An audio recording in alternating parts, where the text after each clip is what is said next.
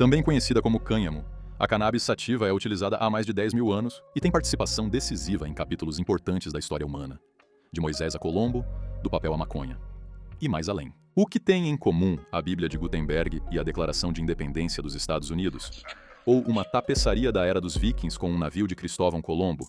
E o que conecta o povo nômade dos citas descrito por Heródoto com a missão recebida pelo profeta Moisés? A resposta a todas essas questões é o cânhamo. Há milênios essa planta faz parte do cotidiano de numerosas culturas por todo o globo. Pode-se fabricar papel ou têxteis com ela, ou utilizá-la para fins medicinais, e não só como planta-mãe para diversos entorpecentes. Num momento em que a Alemanha planeja legalizar o uso da cannabis sativa, é mais do que hora de dissipar os mitos em torno desse versátil vegetal. Na forma de uma breve história cultural do cânhamo, veremos agora as origens do cânhamo. Embora uma localização exata seja impossível, pesquisadores concordam que o cânhamo é originário do continente asiático.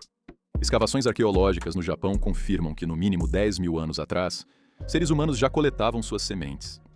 Foram também encontrados resquícios pré-históricos na Índia, Tailândia e Malásia. Achados arqueológicos no território da atual China provam que, desde 4.000 anos antes de Cristo, já se fabricavam têxteis com fibras de cannabis. Também chineses são os primeiros registros de seu emprego na medicina.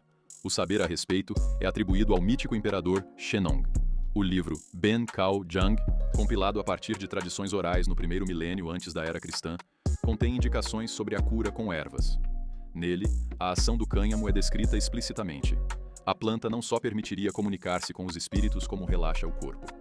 Ao mesmo tempo, alerta-se que uma dose exagerada pode resultar em visões do demônio, o que hoje em dia se denominariam alucinações. Então não exagerem, pessoal, mas será que Deus terá indicado cannabis a Moisés? Provavelmente os povos nômades comerciantes foram levando a planta pouco a pouco para o ocidente. Um relato nesse sentido se encontra na obra do historiógrafo Heródoto, que no século V a.C. descreveu o povo equestre dos citas. Estes viviam na Eurásia, então o fim do mundo, onde também crescia o cânhamo.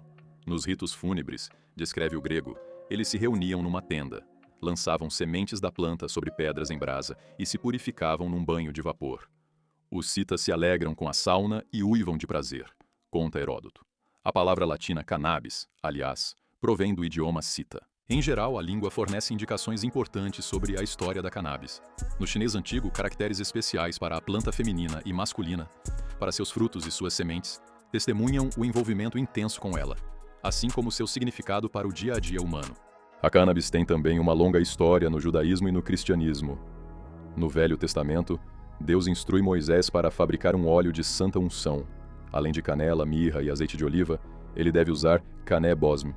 Segundo a teoria da antropóloga Sula Bené, 1903-1982, mais tarde o termo foi erroneamente traduzido para o grego.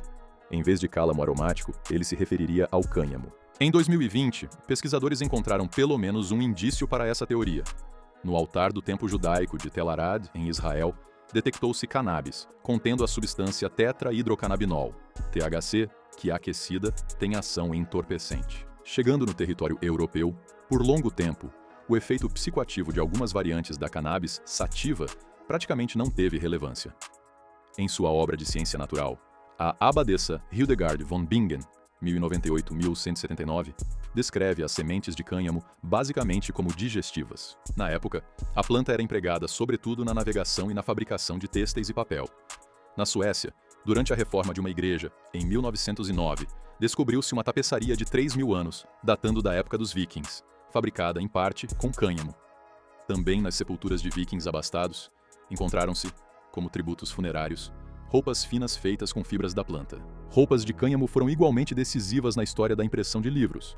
Com a revolucionária invenção da prensa móvel, Johannes Gutenberg tornou supérfluas as cópias manuscritas, e a maioria de suas bíblias foi impressa em papel produzido com trapos de roupas e fibras de cânhamo.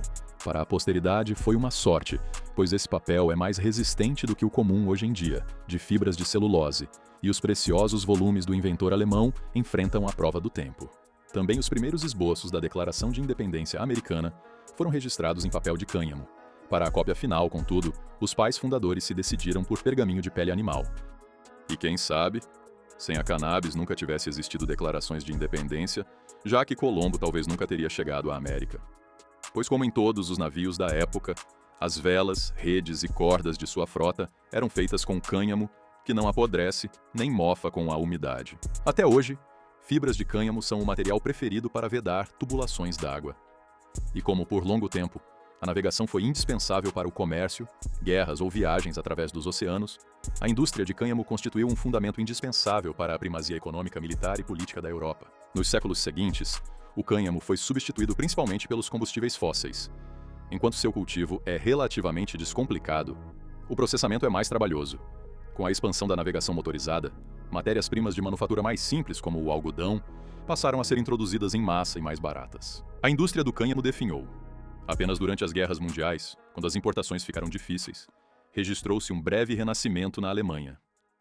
Em meados do século XX, porém, nem mesmo cordas e velas de navios eram mais de cânhamo, mas sim de fibras plásticas. Interessante notar que um dos promotores da vitória do petróleo foi Harry Anslinger, que, como chefe do Departamento Federal de Narcóticos dos Estados Unidos, durante 30 anos se empenhou pela demonização da cannabis, para a felicidade da indústria petroleira. No longo prazo, entretanto, a guerra contra a cannabis sativa fracassou. Não só cada vez mais países legalizam o seu consumo, como numerosas empresas apostam nela, para além dos negócios com a maconha medicinal ou como droga recreativa. Afinal de contas, a queima dos combustíveis fósseis que substituíram a venerável planta é responsável pelo aquecimento do clima global. A redescoberta e desenvolvimento de antigas tecnologias, pré-petróleo, podem não ser a cura para tudo, mas o cânhamo tem grande potencial, pelo menos como um componente de uma economia mais sustentável. A história mostra, uma vez, a cannabis já foi rainha. Se você gostou, não esquece de deixar o like e se inscrever no canal. Assim, você me ajuda a continuar trazendo mais conteúdos legais e a melhorar cada vez mais.